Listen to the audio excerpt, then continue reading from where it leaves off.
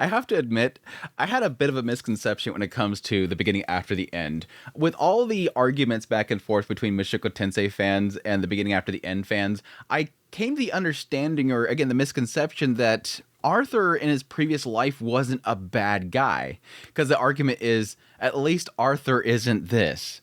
And so I thought that there was possibly something about when he was King Gray that was causing him to do it. I had this theory that possibly the crown that he was given at some point made him mad, made him angry, made him into the vicious killer that he was. But no, it seems like based on all the little flashbacks that we're getting, this dude was nasty.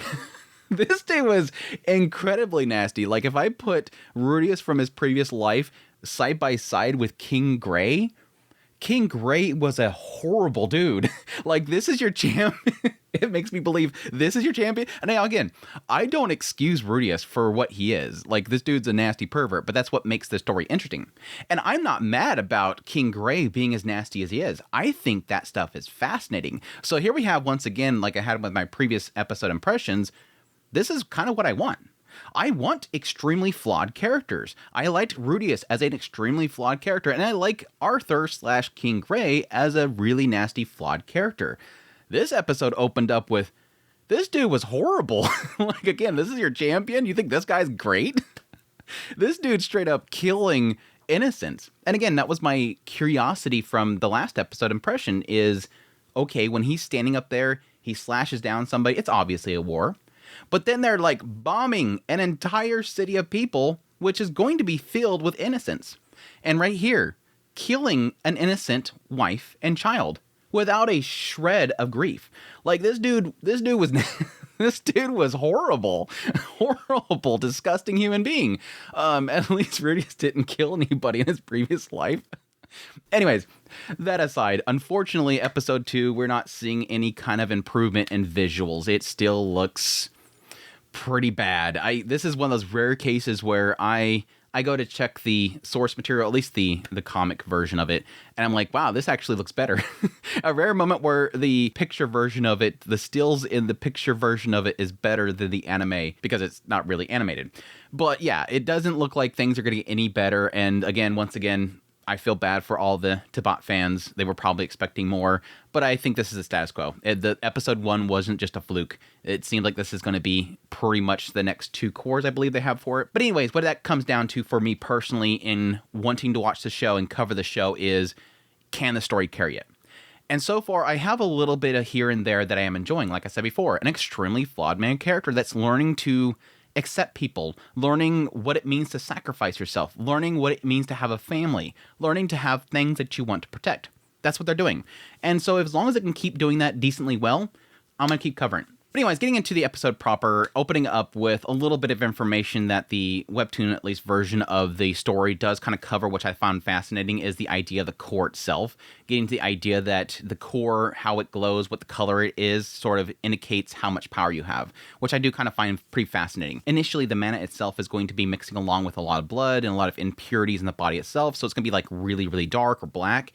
And then over time, as your power gets more, as your core gets more mana in it, and it gets more pure, it's going to start changing colors. So it goes from black to red to orange to yellow to silver to white. And there's 3 shades within each one of those stages. So pretty cool, like, kind of sign as to how more powerful they're getting, filling up that mana core, getting stronger, whatnot. But yeah, the episode proper opens up with, yes, him taking down Reynolds, showing off how powerful he's gotten with his augmentations. He's been technically training over the last year, getting stronger, exercising, rebuilding the house, apparently. As we see later on in the episode, they rebuilt the house. Yes, that happened during that year. An interesting thing in the anime, and I'm curious if it's in the web novel, is the fact that Reynolds did not offer Arthur his weapons in the webtoon version of it, which is interesting to give to Arthur's character, and the idea of him choosing not to specifically go for something like that just because it's too close range, which is an oddity there, because I would assume that this is known by Reynolds as well. The idea that, yes, you're probably going to augment yourself to overcome the challenges that would be created by being essentially using your fist rather than a sword or a ranged weapon. But yeah, much to the surprise to the Mushoku Tensei comparing fans, that we do have Arthur actually overcomes Reynolds, showing him how he's progressed his strength. And it's kind of interesting right here, him enhancing his feet, whereas that does seem to be a big surprise later on for a lot of people the ability of doing that. But yeah, they want to further him, even though he's 4 years old. He ends up having to bring up the option of them all going together rather than sending him off to the big city alone at age 4. I do have to agree with the mom here. Sending the boy at age 4 off to the city, kind of a little bit off. I mean, technically he was planning on having his friends who are in the city take care of him while he's there, but still. But yeah, that's when we meet the Twin Horns, which is the party that Reynolds and Alice used to be a part of. They all come in there. We get to meet each one of them, each having a distinct personality and different abilities, either manipulating mana or manipulating themselves or augmenting themselves. Very quickly, when Jasmine gets on the screen, I'm like, that's going to be a waifu. I had to admit, the moment that I seen Jasmine, I'm like, that's going to be a waifu. I don't think any of the rest of them are. It's probably just going to be, it's just going to be her. She's already got that mysterious aura about her. He's going to end up winning her over. But yeah, they end up going on the travel. I did like the little bit talking about the fact that, yes, technically travel in his previous life was much more convenient, much more simpler, but it's still kind of acknowledging there being sort of a charm about traveling by carriage. There's a little bit more personal aspect to it. Enjoy the view, that kind of stuff. But yes, because the world is dangerous, they get attacked. And we get a quick little slideshow, a combat sequence of people slideshow killing everything. That's the terrible thing. It's like, it's not just stills. It's stills with CGI wolves on it. Like, you're not even going to animate the CGI wolf. You literally just manipulated the CGI wolf and just put it on top of a still. Come on, people. But no, this is where they finally have the anime actually cover the aspect of Alice and her ability, which they didn't really indicate this before, in the idea that, yes, the fact that she can heal is an oddity. She's what they call an emitter. Not an augmenter, not a manipulator, she's an emitter. And they're specifically getting into the idea that, yes, this is such a rare thing that they're keeping it a secret.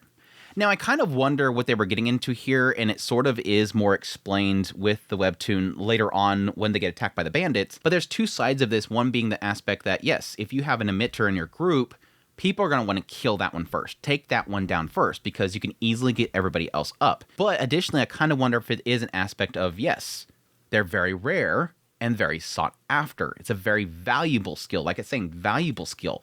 So it's more in the idea that, yeah, this is something that somebody would want to capture and use for their own benefit. I could see there being, in this world, if emitters are rare, I can see many people that are nobles, very rich people, that would want one on call all the time. Like if something were to happen to you as a noble, a rich person, you'd want to be able to go down the dungeon and get a quick kill. Like this is something that you would probably get captured or sold off. Very rare. I can imagine if there is human trade in this world, that's something that's going to be a pretty penny. So yeah, they sanction off the area in order to heal Reynolds up. Before Adam wants to do some exercises, wants to fight with Arthur. It gave a little indication here they were kind of talking up Arthur this entire time. I mean, they're doing the whole trip right now just for Arthur. Reynolds contacted them and said, hey, I want to take my son to get a tutor in the big city because he's a genius. And they keep talking him up. He's a genius. He's a genius. Isn't he so cute? He's a genius. So it does kind of seem like Adam wanted to kind of test him, see how he is. And it could be an aspect of him just being a little jealous. But yes, they do a little quick duel. It seems like Adam doesn't really even hold back. I like how in the webtoon, Adam's like trying to do telepathy to his dad. Dad, stop this. And Dad's like, yeah, get him, boy. But yeah, he ends up augmenting his feet, doing a pretty good job of taking on Adam. But unfortunately, because he's not used to his body's a little bit too light. He's not able to stop himself. He ends up slipping. Yes, he ends up losing the duel. And due to him using this augmentation, everybody takes note of him. This special build that he used, which was, again, augmenting his feet. I'm kind of curious what they're talking about here because he does talk about utilizing his previous life knowledge to kind of benefit now. And I thought that that was a case where he was telling people about information about his previous life, but I don't see that. I think that would be quite a big deal. I think what it's sort of saying there is that he was utilizing his ki, how he utilized his ki in his previous life. He was doing the same thing with his mana core. In his previous life, he used ki to augment his feet specifically to make himself move faster. And here, he's using his mana core to do the same thing. And so literally everybody asks him if he can teach him how to do that. Specifically in the webtoon, it says that Jasmine was the only one that picked up on it. Like, she's the only one that figured it out. But he ends up training all of them. They all train him. He learns a bunch of stuff. So it's still interesting. And yes, through that whole experience, Jasmine becomes his first waifu. Through that whole experience, it seems like Jasmine is taking a little shining to him, even though everybody notes that she's not one to befriend most people. Jasmine gives him a birthday present. They give a little indication that mom is not feeling well. obviously pregnant, obviously pregnant.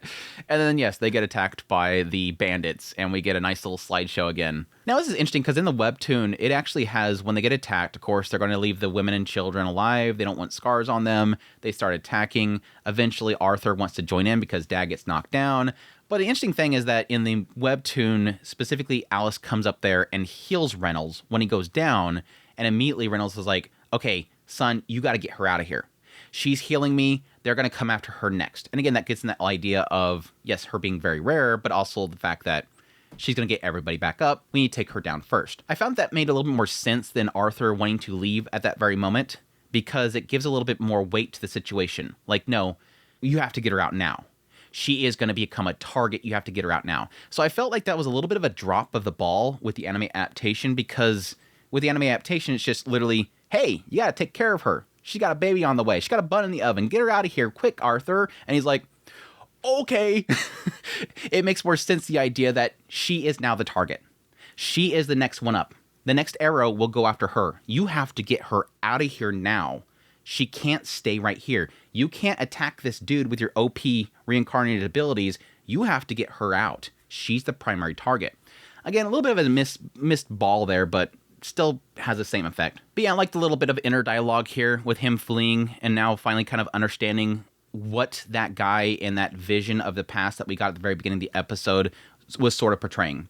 He understands now why this father was essentially saying, take my life, leave them be. It's like this. This is the feeling of not wanting to lose something, that something needs to be protected, and that you're willing to put everything else before you. I don't want to lose this. I'm willing to go down first. And yes, how they protected him when, he blew up the house. Why the wife and the child that I brutally murdered in front of the father, why they were crying. Now I kind of understand. Oopsie. Sorry about that, guys. Oopsie. But yes, it also kind of plays into how he feels fulfilled. Despite the fact that I didn't really achieve anything in this world, I wasn't a king in this world. I didn't create great things. I didn't destroy things. I didn't become somebody extremely powerful. I still feel fulfilled because of something simple like this that I never experienced before. Family is something I never experienced, so thus I never knew that it was something that you can feel accomplished with. Here I felt accomplished with it. It was a decent little bit there. It was a decent little character development bit there. But yes, he falls, ends up apparently in front of some weird monster thing that knows his name, ? A weird monster thing that apparently knows his name. So I don't know if they're playing on... Now, it doesn't say King Gray, so I don't think it's going to be a being that knows his previous self, unless it's just addressing him in this new life as his new self. That could be as well. It could be simply that overheard the scuffling above and knew his name was Arthur, or possibly reading his mind. So we'll see. But that's I think that's pretty much it in the episode. Decent episode. Again, looks horrible, unfortunately, but I think that's to be expected. I think I can probably give it another few more episodes to see if it does keep my interest before I decide if this is something that's just going to be a throwaway or not. But for now, I'm sticking with it. I'm sticking with it for now. But anyways, hope you guys enjoyed my video. As always, if you did, hit the like button down below, comment, let me know what's the episode. Keep the fighting between Mushoku Tensei and tbate fans civil. I know it's never gonna help the situation, but if you're new here, make sure to subscribe before you leave so you can get all my content. I do news reviews, first impressions, top list. If it's anime, it's pretty much here. Additionally, I'll be doing first impressions of all the shows of the season. If you like this content and you want to support channel more, I have links to the description below. Great, appreciate it. Until next time, y'all take care.